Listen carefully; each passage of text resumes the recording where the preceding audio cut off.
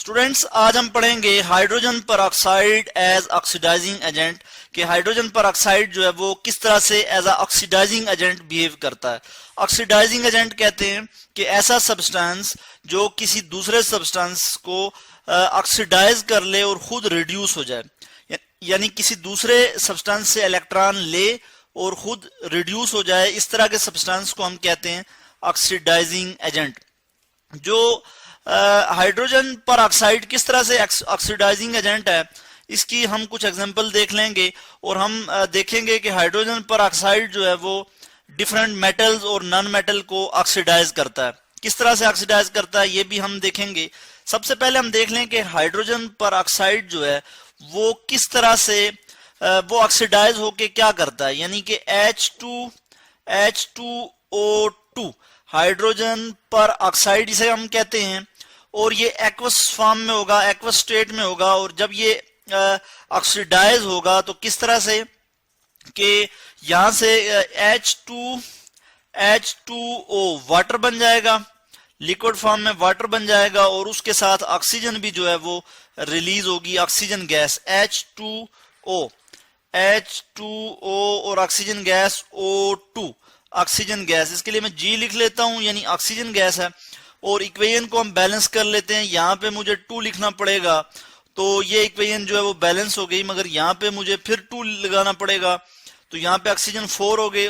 तो क्या पता लगा हमें कि जो हाइड्रोजन पर ऑक्साइड है ये ऑक्सीडाइज होता है तो क्या बनता है, वाटर, और उसके बाद ऑक्सीजन गैस जो है वो रिलीज होती है।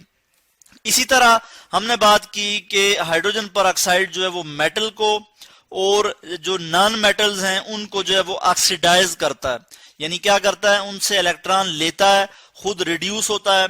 तो ऐसे सब्सटेंस को हम ऑक्सीडाइजिंग एजेंट कहते हैं। तो आइए हम इसमें से कुछ रिएक्शन देख लेते हैं कि हाइड्रोजन पर ऑक्साइड जो है वो किस तरह से मेटल्स को और नॉन मेटल्स को ऑक्सीडाइज करता है। नंबर 1 हम देख लेते हैं कि हमारे पास पोटेशियम आयोडाइड है, और पोटेशियम आयोडाइड को किस तरह से ऑक्सीडाइज करता है ये मैं आपको दिखा दूं। इक्वेशन लिख लेता हूं, पोटेशियम आयोडाइड, ठीक है जी। पोटेशियम आयोडाइड एक्वस फॉर्म में मौजूद है, और हाइड्रोजन पर ऑक्साइड में यहां लिखूंगा हाइड्रोजन पर ऑक्साइड H2O2। इसके बाद हम देखेंगे ये भी एक्वस फॉर्म में है, और इसके साथ ही हम H2SO4 भी ऐड करेंगे, H2SO4। H2SO4 क्या है, सल्फ्यूरिक एसिड है, और ये भी एक्वस फॉर्म में हमारे पास मौजूद है। तो इस केस में इन कंडीशन में कि हमारे पास सल्फ्यूरिक एसिड भी मौजूद है, और हाइड्रोजन पर ऑक्साइड क्या करेगा कि हाइड्रोजन पर ऑक्साइड पोटेशियम आयोडाइड को रिड्यूस कर देगा, और किस तरह से करेगा, ऑक्सीडाइज कर देगा। किस तरह से ऑक्सीडाइज करेगा वो मैं आपको दिखा दूं। यानी यहां पे क्या हो जाएगा, K2SO4 पोटेशियम सल्फेट, और ये एक्वस फॉर्म में है। इसके बाद हम देख लेते हैं वाटर आ जाता है हमारे पास, H2O वाटर, और इसी तरह हमारे पास जी आयोडीन जो है वो आ जाती है, और आयोडीन भी एक्वस फॉर्म में हमें हासिल हो जाती है, एक्वस फॉर्म में आयोडीन, और लिक्विड फॉर्म में जी वाटर आ जाता है। अब इक्वेशन को हम बैलेंस कर लेते हैं। मैं यहाँ पे 2 लगा लूंगा, और यहाँ पे पोटेशियम आयोडाइड के साथ भी मुझे 2 लगाना पड़ेगा। तो अब जो है इक्वेशन जो है वो बैलेंस हो गई है। तो हमें क्या पता लगा कि हाइड्रोजन पर ऑक्साइड जो है वो स्ट्रॉन्ग ऑक्सीडाइजिंग एजेंट के तौर पे बिहेव करता है जब एसिडिक एक्वस सॉल्यूशन में इसको रिएक्ट करवाया जाता है। तो यहाँ पे जो मेटल है वो क्या है, पोटेशियम मेटल है, और पोटेशियम आयोडाइड जो है ये आयोनिक कंपाउंड है। इसको हाइड्रोजन पर ऑक्साइड ने जो है क्या किया कि इसको ऑक्सीडाइज कर दिया, ठीक है। यहाँ इसको इसने ऑक्सीडाइज कर दिया, और ये पोटेशियम सल्फेट बन गया। इसी तरह जो है यहाँ पे वाटर भी रिलीज होगा, और उसके बाद आयोडीन जो है वो एक्वस फॉर्म में आ जाएगी। इसी तरह का हम एक और रिएक्शन देख लेते हैं, रिएक्शन नंबर 3, और उसमें हम देख लेते हैं कि नॉन मेटल को हाइड्रोजन पर ऑक्साइड किस तरह से जो है वो ऑक्सीडाइज करता है। हम देखते हैं कि हाइड्रोजन सल्फाइड जो है H2S जो है H2S गैस है। तो जब हम H2S गैस जो है उसको ट्रीट करते हैं किसके साथ, हाइड्रोजन पर ऑक्साइड के साथ, H2O2, ये क्या है जी, हाइड्रोजन पर ऑक्साइड। तो क्या होता है कि येलो प्रेसिपिटेट आ जाते हैं हमारे पास, और येलो प्रेसिपिटेट किसके होते हैं, सल्फर के होते हैं। मैं यहाँ पे सल्फर लिख लेता हूं कि सल्फर आ जाता है हमारे पास प्रेसिपिटेट की फॉर्म में, और ये सॉलिड स्टेट में होगा। इसी तरह हमारे पास वाटर आ जाता है H2O, वाटर, ये लिक्विड फॉर्म में होगा, ठीक है। और यहाँ पे हम देखते हैं कि ये सल्फर जो है, ये सल्फर के येलो प्रेसिपिटेट आ जाएंगे। तो जब हाइड्रोजन सल्फाइड जो है, हाइड्रोजन सल्फाइड गैस जो है, उसको हम एक्वस हाइड्रोजन पर ऑक्साइड के साथ ट्रीट करेंगे, तो हमारे पास सल्फर जो है वो सॉलिड स्टेट में, इसके यानी प्रेसिपिटेट आ जाएंगे। प्रेसिपिटेट हम कहते हैं कि जो अनडिजॉल्व सॉलिड जो पार्टिकल्स या सब्सटेंस जो सॉल्यूशन में आ जाए, उसको हम प्रेसिपिटेट बोलते हैं।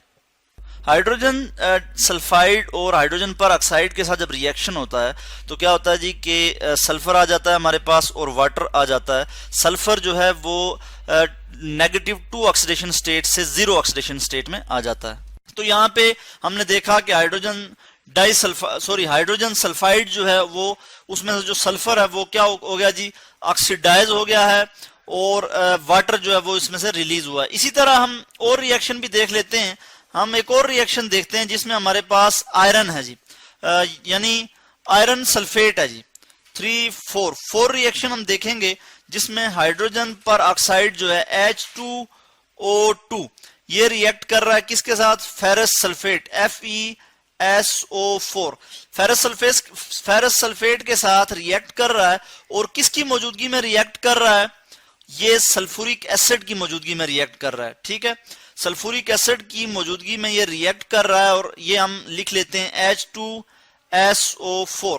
H2SO4 के साथ जब इसने रिएक्ट किया तो हमारे पास क्या हुआ, प्रोडक्ट क्या आ जाता है, Fe2SO4, और यहाँ पे जो है 3 आ जाएगा। ऑक्सीजन आयरन जो है यहाँ पे +2 ऑक्सीडेशन स्टेट में था, +2 ऑक्सीडेशन स्टेट में था। यहाँ पे आयरन जो है वो +3 ऑक्सीडेशन स्टेट में हो गया, यानी आयरन ने एक इलेक्ट्रॉन लूज किया है, इसकी ऑक्सीडेशन स्टेट बढ़ गई है। इसलिए हमें पता लगा कि हाइड्रोजन पर ऑक्साइड जो है वो ऑक्सीडाइजिंग एजेंट है, यानी ऑक्सीडाइजिंग एजेंट के तौर पे बिहेव कर रहा है। आल्दो कि ये रिड्यूसिंग एजेंट के तौर पे भी बिहेव करता है, मगर इस केस में हाइड्रोजन पर ऑक्साइड जो है वो ऑक्सीडाइजिंग एजेंट के तौर पे बिहेव कर रहा है। और इसी तरह हम देख लेते हैं मजीद क्या प्रोडक्ट बनता है। उसके बाद वाटर बन जाता है। वाटर को मैं यहां पे लिख लेता हूं +H2O, और वाटर को बैलेंस करने के लिए मैं यहां पे 2 लगा लूंगा। इसी तरह से पूरी इक्वेशन जो है वो बैलेंस करने के लिए मुझे यहां पे भी 2 लगाना पड़ेगा। तो हमारे पास क्या आ जाएगा कि इक्वेशन जो है वो बैलेंस हो जाएगी। तो इसी तरह हमने देखा कि हाइड्रोजन पर ऑक्साइड जो है वो किस तरह से ऑक्सीडाइजिंग एजेंट के तौर पे बिहेव कर रहा है, कि इसने किसको ऑक्सीडाइज कर दिया है जी, आयरन को ऑक्सीडाइज कर दिया, और आयरन +2 से +3 ऑक्सीडेशन स्टेट में आ गया। तो ऑक्सीडेशन स्टेट क्या होता है कि किसी भी कंपाउंड में जो उसके एटम है उनमें इलेक्ट्रॉन लूज करने की या गेन करने की जो सलाहियत होती है, उसके लिए हम एक नंबर असाइन करते हैं जिसे हम ऑक्सीडेशन स्टेट या ऑक्सीडेशन नंबर कहते हैं। वो जो ऑक्सीडेशन स्टेट या ऑक्सीडेशन नंबर है वो मैंने यहाँ पे ये लिखा हुआ है कि +2 से +3 ऑक्सीडेशन स्टेट में आयरन चला गया। इसको हम यहाँ से फिलहाल मिटा लेते हैं। तो ये था जी आज का हमारा टॉपिक कि हाइड्रोजन पर ऑक्साइड किस तरह से ऑक्सीडाइजिंग एजेंट के तौर पे बिहेव करता है। होपफुली कि आपको इसकी समझ आई होगी जी।